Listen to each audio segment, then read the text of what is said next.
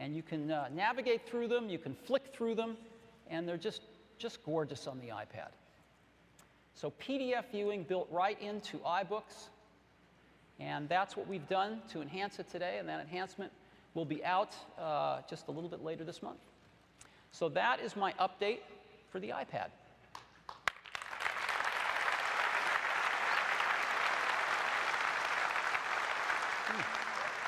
Next, I'd like to talk about the App Store, something near and dear to all of us. Now, before I get into the App Store, I want to make something really clear. We support 2 platforms at Apple. 2. The first one is HTML5. HTML5 is a fully open, uncontrolled platform that is forged and defined by widely respected standards bodies. Apple is a member of some of these standards bodies, along with lots of other companies. And we fully support HTML5. A lot of the technology in it has come from Apple.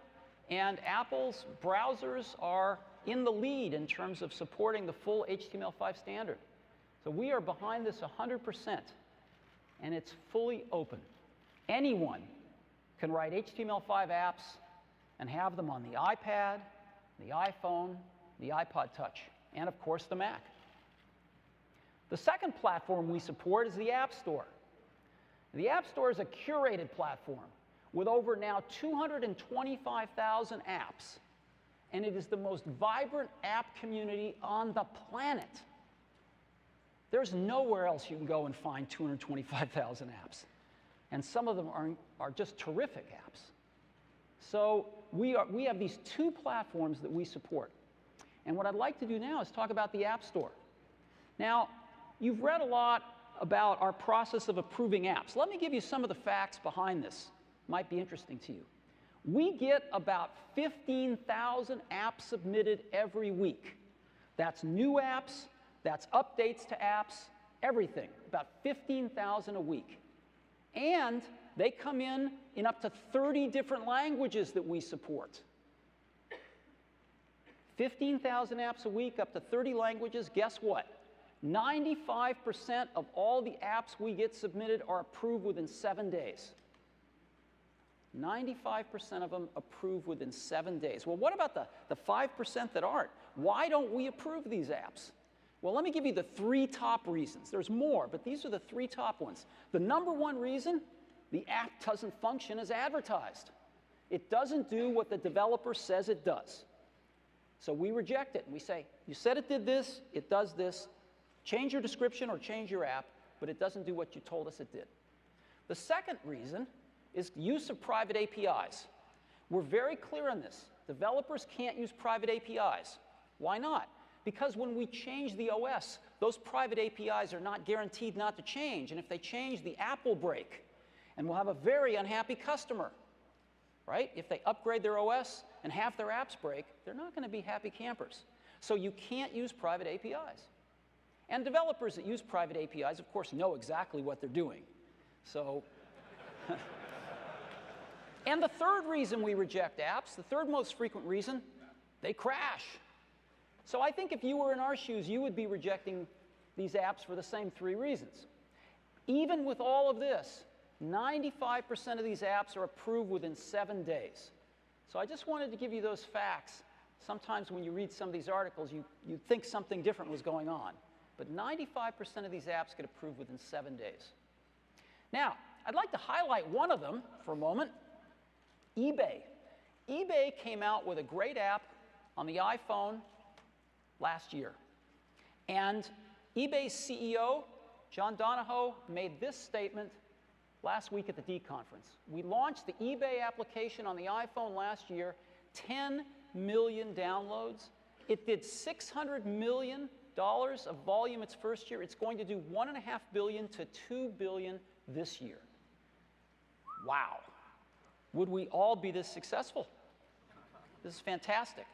Well, it's my pleasure now to show you 3 new apps that are going to be on the App Store soon. They're all in the entertainment category, and I'm sure they're all aspiring to this kind of success as well. The first one is Netflix.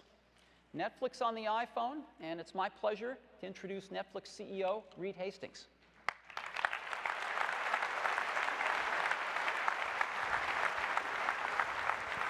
There he is. Thank you, Steve. Thank you, Reed. 2 months ago, we launched the Netflix application for the iPad, and it's been a tremendous success for us. It's now one of our fastest growing platforms. It's just incredible. The customer ratings in the App Store are some of the highest of any application. It's been one of the top 10 most downloaded applications in all of the App Store. And in particular, in the entertainment category, the Netflix app has been the #1 most downloaded application. There is, however, one feature request we've consistently gotten, and I'm happy to announce today Netflix application for the iPhone coming this summer for free. And for an early look at the application, my colleague, John Cincutti. Thank you, Reed. Now, starting this summer, you're going to get your full Netflix experience right on your iPhone. The same service you get in your HD TV, your laptop, and on your iPad. I'm going to show you how it's going to work. Now, you could start a film on your big screen TV and pick up right from where you left off on your iPhone whenever you like. You can resume your current movie from the top of our home screen. Now, as you can see, I also get personalized recommendations front and center. Netflix knows what I like based on my tastes and my viewing history. For example, Reed, you can see that I enjoy gritty crime movies. Now, John, we were going to try to keep it clean today. All right, well then, maybe it would be safer to show off the fact that you can access all of Netflix's movie and television genres, your complete instant queue, or you can search through Netflix's entire streaming library for movies and television shows you'd like to watch. John, now let's try to show the search off. There's a great little documentary I saw at Sundance, Art and Copy. It's kind of a counterpoint to Mad Men. I want you to look that up. All righty. Great, well, we've got it. A miracle. Shocking. Well, I'm going to add it to my instant queue, and I'm going to check it out tonight. Now, just like on the iPad, on the iPhone, Netflix is taking advantage of Apple's HTTP adaptive bitrate streaming technology to optimize our playback over Wi-Fi and over 3G as well. And in fact, Apple's technology allows us to seamlessly switch between networks, so you're going to get a great playback experience even when you're on the go. Thank you, John, and thank you to everyone. Netflix iPhone application this summer for free. Thank you. Thanks, Steve.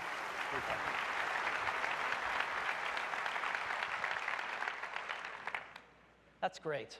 Next up, Zinnia. Zinnia is a remarkable phenomenon. And, well, let me have them explain it to you. It's amazing. Mark Pincus, CEO of Zinnia. Zinnia. Thanks, Mark. There you go.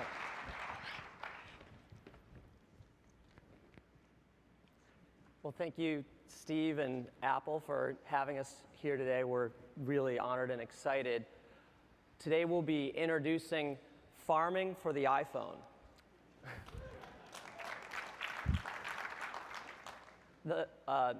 Farmville is our most popular game, and we're excited to be finally bringing it to the most popular mobile gaming platform in the world. Every day, 35 million people play Zynga's games. That's more than the combined audiences for the season finales of Lost and 24. And my wife and I were 2 of those people. And she's here today, but I won't embarrass her any more than I have. In the year since we launched Farmville, it's grown to over 70 million monthly active users, and they're very active users. We're proud that they've raised over $2 million to help Haiti. But anyway, I'll turn it over to my colleague, Jen Herman, who's going to show you farming on the fly. Thanks, Mark. This is the same farm that I've spent many, many hours creating and perfecting on Facebook. Except now it's in the palm of my hand. I've got the same decorations, same friends, and more. Let's zoom in and have a look. Gonna go over and check out my pasture. I've got my San Francisco style groovy barn. And now let's go into the marketplace. I can use in-app purchases to add cash and coins